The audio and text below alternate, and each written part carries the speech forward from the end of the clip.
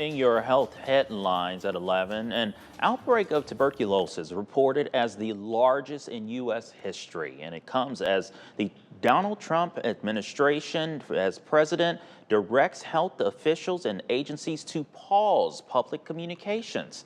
ABC's Andrew Dimbert has the details.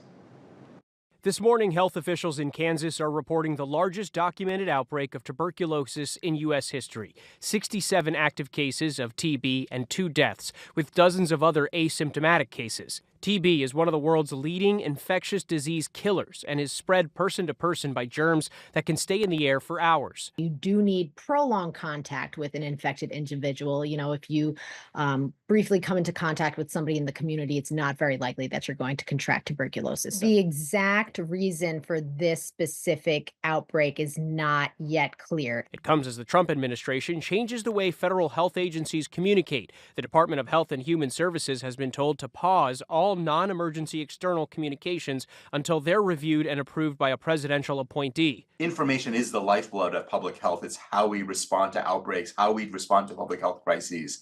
And stopping that, I think, is unjustifiable, and I'd like to see that change very quickly. The new rules on communications are causing concern after the U.S. detected a different, more rare strain of bird flu in California. A farm there reportedly forced to destroy nearly 119,000 birds. Despite 67 human cases of bird flu in the U.S. and 1 death, there's been no confirmed person-to-person spread. When people have symptoms and get tested, we can identify if they have bird flu, but I do think there are probably dozens, if not hundreds of cases out there that we have missed. Sources say a CDC report on bird flu was not released last week because of that pause on communication from health agencies. As for those TB cases in Kansas, experts say this outbreak is not something the public should be immediately alarmed about, saying TB is treatable.